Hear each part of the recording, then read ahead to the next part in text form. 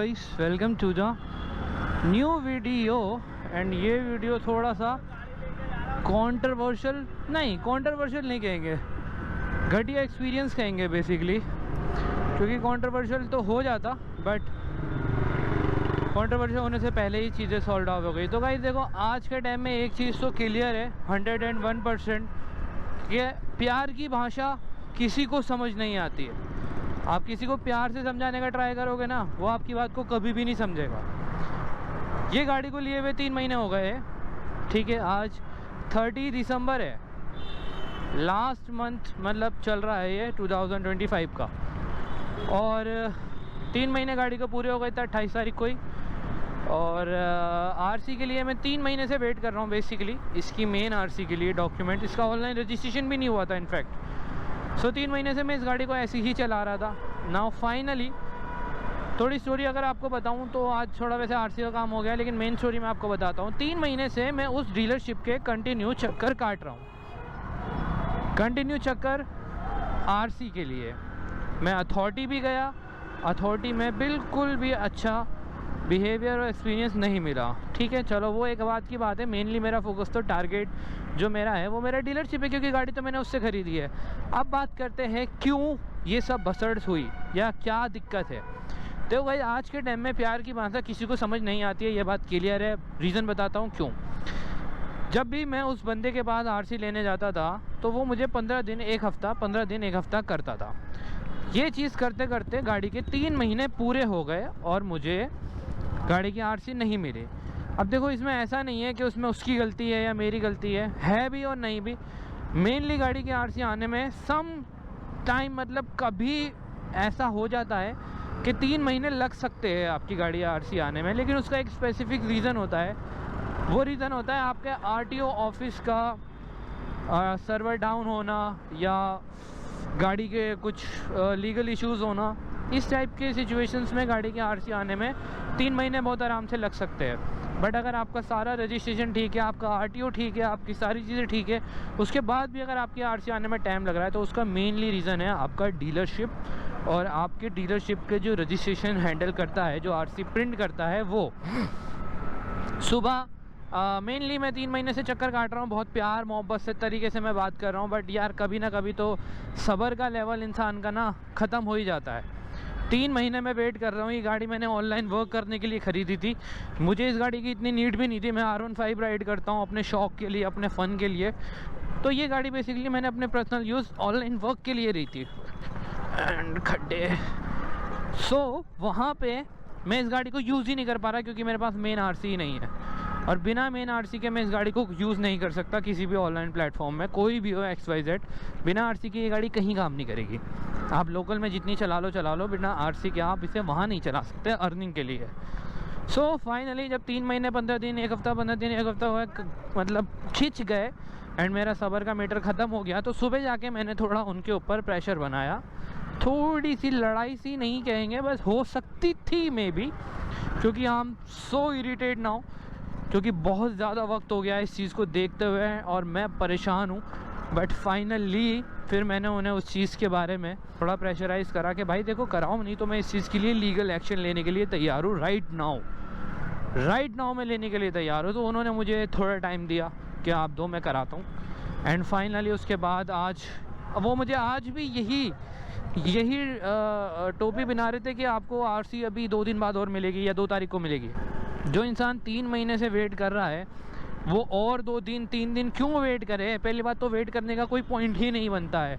मेरी आरसी मुझे time period के हिसाब से रिसीव हो जानी चाहिए थी, जो हो नहीं रही है। इसमें गलती तुम्हारी है, वो भी मैं बताता हूँ लास्ट में कि ऐसा क्यों होता। अभी ज़रा आरसी पिक कर लेते हैं चल के, फिर आई कैन एक्सप्लेन यू कि ऐसा क्यों हो रहा है। तो भाई फिर उन्होंने मुझे ये करा, फिर मैंने अपने मेन बंदे से बात करी जो मेरा मेन डीलर है, जिससे मैंने वहाँ पे 2 डीलर है, 2 ओनर है बेसिकली।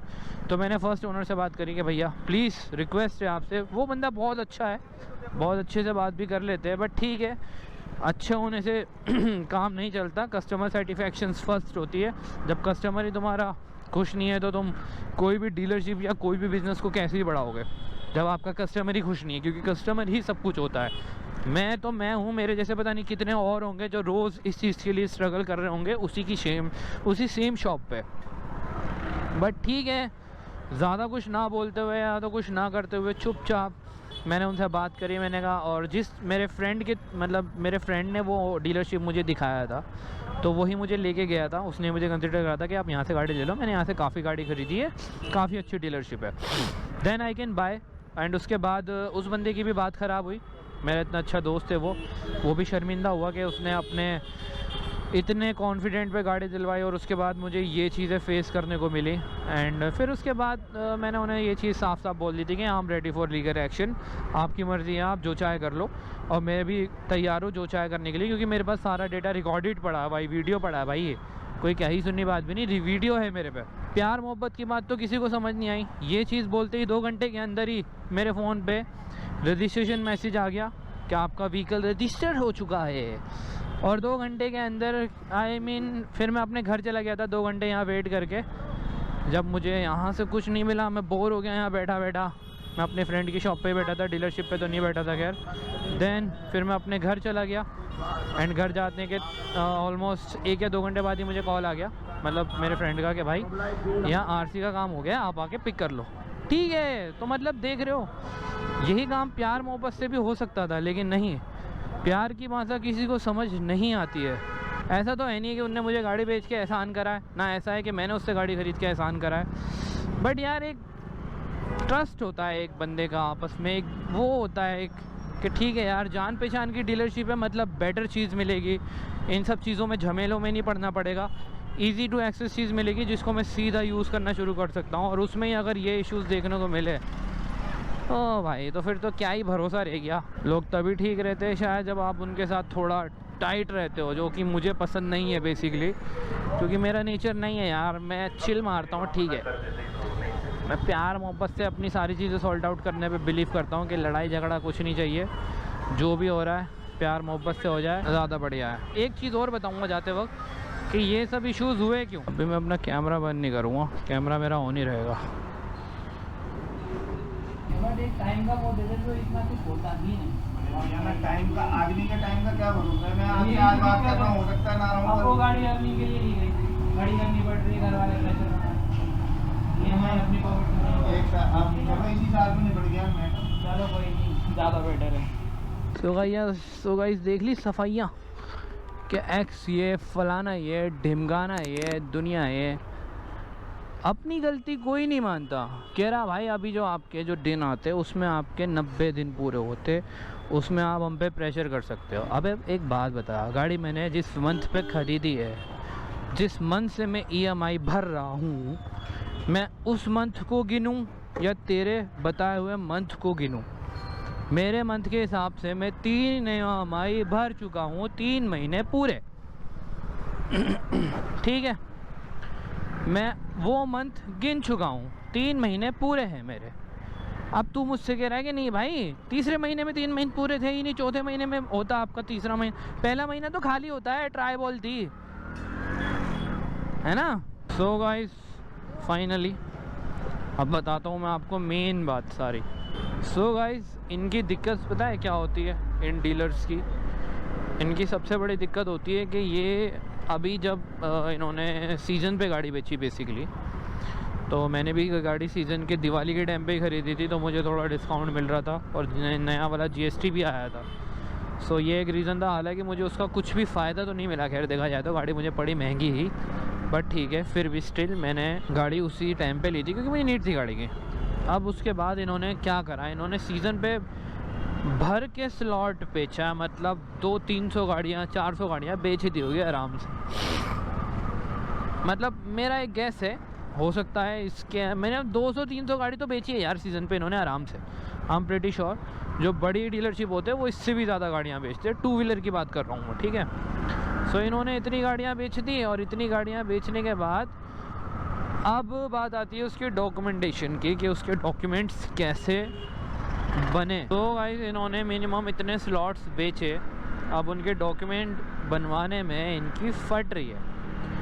फट इन द सेंस मैं बताता हूँ, इन्होंने गाड़ियाँ मान लो 300 बेच दी, अब इनका जो RC जिस भी अथॉरिटी से RC प्रिंट करा रहे, जो भी इनका वहाँ पे डीलर है जो इनके लिए स्पेशली मतलब RC प्रिंट निकलवाता है, तो वहाँ पे प्रॉब्लम ये है कि वो जो बंदा है उसकी सर्विस बहुत बेकार है। आप अगर किसी बड़े डीलरशिप से लेते हो ना, सो वो आपको सम केसेस सम टाइम आपको सेम डे भी आरसी दे देते हैं, क्योंकि वो आरसी खुद प्रिंट करवाते हैं। ये ऐसा कुछ नहीं कर पाते, इनकी आरसी प्रिंट होने बाहर जाती है या मेनली अथॉरिटी से ही प्रिंट होके आती है, तो वहाँ बहुत दिक्कत होती है। ठीक है, अब इन्होंने इतना स्लॉट तो बेच दिया, अब इतना स्लॉट बेचने के बाद उनकी आरसीज़ को रिकवर करना, उनके डॉक्यूमेंटेशन को कंप्लीट कराने में इनकी हालत ख़राब हो रही है। बस इन्होंने बेच दी, ठीक है, बस बेच दी, उससे ज़्यादा का इन्हें नहीं पता। अब कस्टमर लटक गया या क्या है, कुछ भी है, नो मैटर भाई, इनका कोई लेना देना ही नहीं है उससे। वो कस्टमर अपने आप भुगतेगा। हमारा काम था, हमने गाड़ी बेच दी, हमें बैंक से पैसा मिल गया, दैट्स इट, हम डन। अब कस्टमर अपनी ऐसी तैसी में जाए, वो अपना खुद हैंडल करेगा, हमें उससे कोई लेना देना नहीं है। सो ये चीज़ें होती है जो इन्होंने करा है। अब देखो यही फ़र्क है एक छोटी डीलरशिप और बड़ी डीलरशिप में। बड़ी डीलरशिप्स की जो भी उनके अथॉरिटी से लिंक्स होते हैं वो बहुत बेटर होते हैं, वो सेम डे पे भी काम करा देते हैं somehow, I don't know कैसे, बट करा देते हैं। और ये जो छोटे डीलरशिप्स होते हैं ना, इनकी सर्विस अच्छी नहीं है। ठीक है, अब इन्होंने ये चीज़ें बस लगा दी है कि भाई हम आपको 10,000 में गाड़ी दे देंगे, 15,000 में गाड़ी दे देंगे, minimum down payment. Customer attract होकर चला जाता है और गाड़ी भी फाइनेंस हो जाती है जैसे तैसे करके। लेकिन फिर जब बात आती है उसके डॉक्यूमेंट बनवाने की, तब कस्टमर अपनी ऐसी तैसी में जाए, ये लोग तो अपने हाथ कर देते हैं खड़े। या फिर क्या करेंगे, हाथ खड़े नहीं करेंगे तो कस्टमर से कहेंगे कल मिल लेना, 1 हफ्ते बाद ले लेना, 15 दिन बाद ले लेना, 16 दिन बाद ले लेना, बस यही चलता रहेगा। मेरे साथ यही हुआ है 3 महीने से। मेरे को इस चीज़ से कोई एतराज़ नहीं है कि गाड़ी को आरसी आने में 3 महीने लगे। आप बस मुझसे इतना कह देते कि भैया हम आपको जिस दिन मैंने इनसे गाड़ी खरीदी थी, हम आपको 3 महीने में ही आरसी देंगे, उससे पहले हम आपको आरसी नहीं देंगे। I have no problem. मैं एक बार भी नहीं भटकता बीच में या उस टाइम से पहले, क्योंकि अब तक इन्होंने मुझे जितना भी टाइम दिया है, मैं उस टाइम से पहले इनकी शॉप पे गया ही नहीं। मैं सिर्फ उसी डे पे गया जिस दिन इन्होंने मुझे बुलाया, एंड उस दिन में मुझे क्या आंसर मिलता है, 15 दिन 20 दिन हफ्ता, 15 दिन 20 दिन हफ्ता, यही ड्रामा चलता रहता है। सो गाइस, मेक श्योर कभी भी आप बाइक खरीदो, किसी छोटी डीलरशिप से कभी भी मत खरीदना। किसी छोटी डीलरशिप से कभी भी बाइक मत खरीदना। हमेशा कोशिश करना कि आप एक बड़ी डीलरशिप से ही गाड़ी लो, क्योंकि वहाँ की सर्विस थोड़ी बेटर है।